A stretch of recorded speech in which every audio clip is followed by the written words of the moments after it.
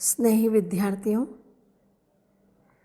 स्नातकोत्तर उत्तरार्ध हिंदी साहित्य की कक्षा में आज हम नवम प्रश्न पत्र निबंध व अन्य विधाओं के अंतर्गत महादेवी वर्मा के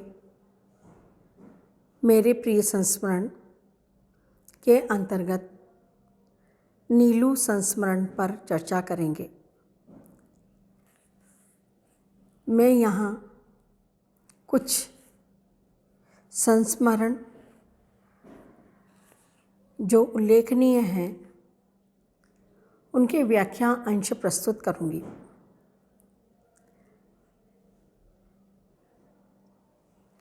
महादेवी वर्मा का ये नीलू संस्मरण लेखिका के मनोभावों को ही अभिव्यक्त नहीं करता, अपितु नीलू की वफादारी और उसकी आत्मीय भावना को भी उद्घाटित करता है।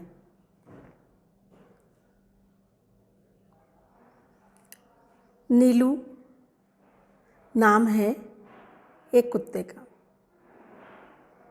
गद्यांश का कुछ महत्वपूर्ण अंश मैं पढ़ रही हूँ। जीवन के समान उसकी मृत्यु भी दैन्य से रहित थी। कुत्ते की मौत मरना कहावत, परंतु यदि नीलू के समान शांत निर्लिप्त भाव से कोई मृत्यु का सामना कर सके तो ऐसी मृत्यु मनुष्य को भी काम्य होगी। मेरे पास अनेक जीव जंतु हैं, परंतु जिसके बिना बुरा माने जाने की मुझे चिंता हो ऐसा आप कोई नहीं है। इस गद्यांश की हम व्याख्या करते हैं तो सर्वप्रथम प्रसंग बताएंगे कि प्रस्तुत गद्यावतरण महादेवी वर्मा के नीलू संस्मरण से लिया गया है। नीलू से संबंधित ये संस्मरण लेखिका के न केवल मनोभावों को अभिव्यक्त करता है, अपितु प्राणी मात्र के प्रति आत्मीय भावना को भी उद्घाटित करता है। लेखिका ने बताया है कि नीलू को 14 वर्ष का जीवन मिला था। नीलू नाम का कुत्ता लेखिका से इतना हिल मिल गया कि वह एक सजग प्रहरी की भांति लेखिका के आसपास ही रहता था। जब उसकी मृत्यु हुई तब लेखिका का मन भारी हो गया, किंतु उसकी मृत्यु में दीनता नहीं थी। वो शांत भाव से निर्लिप्त मुद्रा के साथ इस संसार से विदा हुआ था। इसी संदर्भ में महादेवी वर्मा बता रही हैं कि नीलू के जीवन में अभी कोई दीनता के क्षण नहीं आए थे। जैसे उसका जीवन दैन्य रहित था, वैसे ही उसकी मृत्यु भी। सामान्यतः लोग कहते हैं कि अमुक व्यक्ति कुत्ते की मौत मारा गया, अर्थात बुरी तरह उसकी मृत्यु हुई, किंतु नीलू की विशेषता यह थी कि वो कुत्ता होकर भी कुत्ते मौत नहीं मरा। उसकी मृत्यु शांत और निर्लिप्त भाव से हुई। जितनी शांति और संतुष्टि के साथ नीलू को मृत्यु प्राप्त हुई थी, वैसी मृत्यु कोई भी मनुष्य अपने लिए नहीं चाहेगा।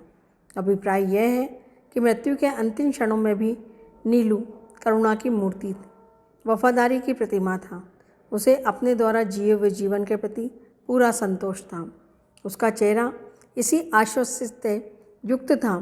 इसलिए लेखिका ने कहा है कि उसके पास जितने भी जीव जंतु हैं उनमें से एक भी ऐसा नहीं है जिसकी उसे चिंता हो, अथवा जो जीव जंतु बुरा मानने की भावना से पीड़ित हो। विशेष संदर्भ या साहित्यिक सौंदर्य के अंतर्गत हम यहाँ कह सकते हैं कि नीलू की मृत्यु के क्षणों की स्मृति को आकर्षक शिल्प में प्रस्तुत किया गया है। कुत्ते की मौत मरना कहावत को कुत्ते के संदर्भ से ही नया अर्थ प्रदान किया गया है।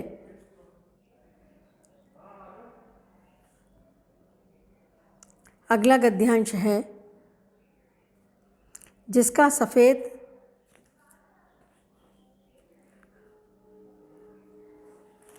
सफ़ेद फर्श सबकी धूल ग्रहण कर साम्य की उपासना करता है, वो बैठक खाना और जिसकी गोबर से लिपी धरती सबके चिन्ह मिटाकर एकता की बात कहती है, वह आंगन कचेरी भी है और जंतुशाला भी। वहाँ शिवाधारी पंडित भी विराजमान होंगे और दाढ़ी वाले मियाँ साहब भी। वहाँ व्यापारी भी आसीन होंगे और मजदूर भी। वहाँ दारोगा भी बैठे रहेंगे और संदिग्ध अपराधी भी।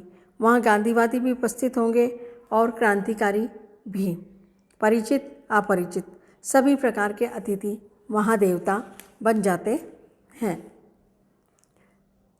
प्रस्तुत गद्यावतरण की सप्रसंग व्याख्या इस प्रकार है कि महादेव वर्मा द्वारा लिखित दद्दा शीर्षक संस्मरण से लिखा गया है। इसमें लेखिका ने प्रतिपादित किया है कि गुप्त जी का बैठक खाना सबके लिए खुला रहता था।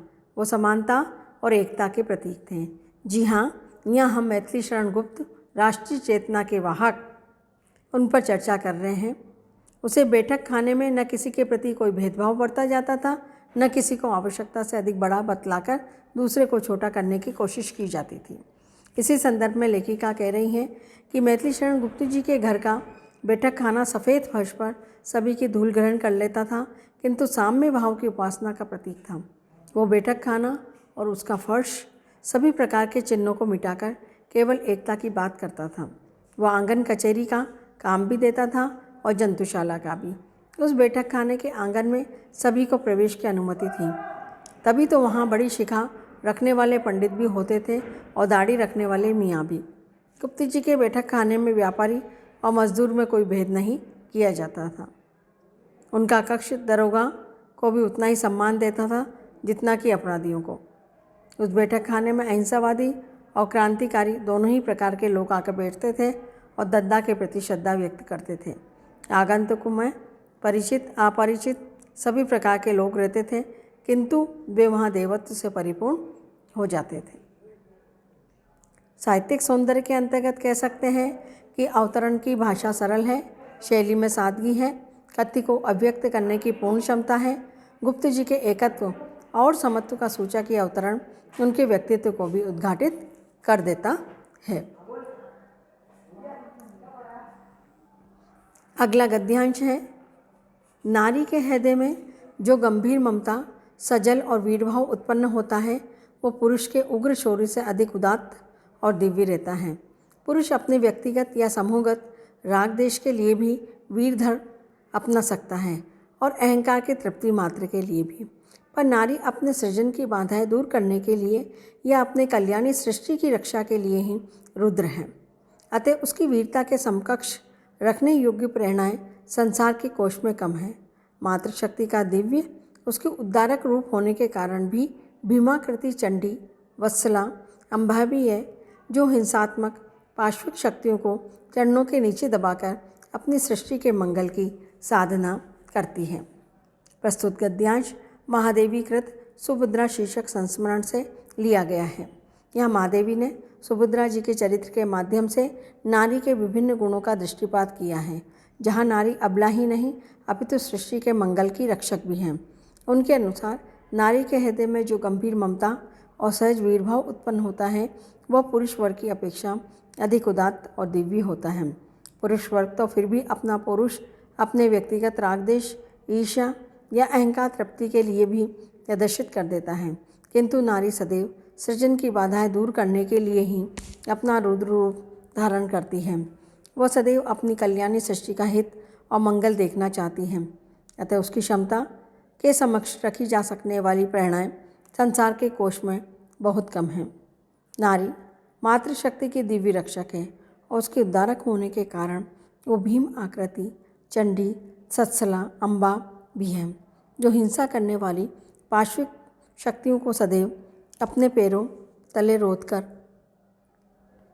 सृष्टि के मंगल की साधना करती थी। नारी का ये रूप पुरुष से कहीं संबल और पुष्ट है। ठीक उसी रूप में सुभद्रा भी अनेक समस्याओं को नष्ट करती हुई सदैव हित चिंतना के लिए सृजनात्मक सृष्टि रचती रही।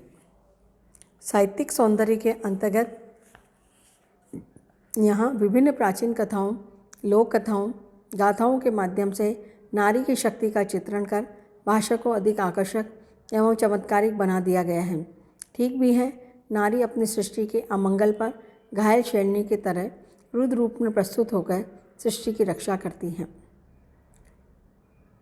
संस्कृतनिष्ठ भाषा होते हुए भी कवित्री लेखिका का काव्य छिपा हुआ नहीं है, कहीं कहीं मुखरित हो जाता है।